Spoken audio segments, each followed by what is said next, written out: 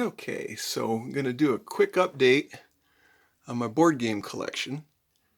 I think one of the things you'll notice is I've got the 5th edition Dungeons & Dragons. I've got the core rulebooks essentials kit. Picked those up on sale, so that's pretty good. Let's see. And then I've got my Pathfinder core rulebooks in the beginner's box, both excellent. Let's see what else I've picked up. I picked up some new things. Elder Sign, Arkham Horror, and Eldritch Horror. I got sort of the trifecta. I got Munchkin X-Men. I also got Munchkin Steampunk, which looked like fun. You can mix and match these things, but I've just been picking up the themed games that I like. Stratego was an old game when I was a kid. Finally got it after I don't know how many years. Great fun with it. What else did I pick up? I picked up Kerplunk, which is a fun little sort of kids game, but it's still fun. Let's see. I got 5 Minute Dungeon. I've not actually played it, but it looked very interesting on the shelf, so I picked it up. Sorry, Cosmic Encounter. I think I had that. I've got some Hanayama metal puzzles, which are just beautiful and a lot of fun to mess with. Everything else is pretty much the same. I don't think I've updated much else in this thing. Trying to see if I've got anything new and wonderful and interesting. Probably not. Cosmic Encounters, I think I had that last time. Now here's one big one that I had not mentioned previously, and this is the Ogre Designer's Edition. Now the original Ogre was one of these little pouch games like that, and I have GEV. I did not get the original Ogre. GEV was the second game in the series, a little more complicated.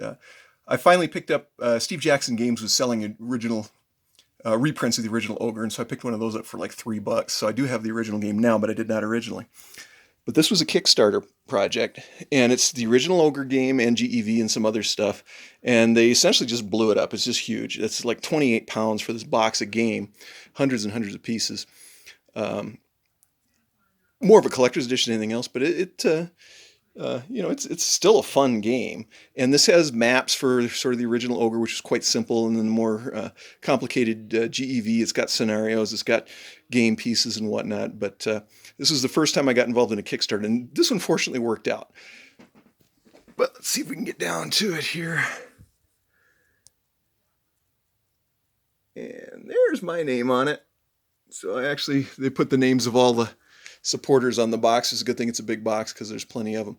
But that I actually got a while ago, but because it's so big, I don't store it with my other games, so I never really added it to my bookshelf here, which I definitely need a better bookshelf. Get some improvement here. But I picked up Pathfinder Beginner Box, and it's that's a good deal. Excuse me. It's a wonderful way to begin the series. And then Pathfinder has their 2 core rulebook, and Bestiary is their core rulebooks. And then I found these on sale. Got I don't know which way to go with that.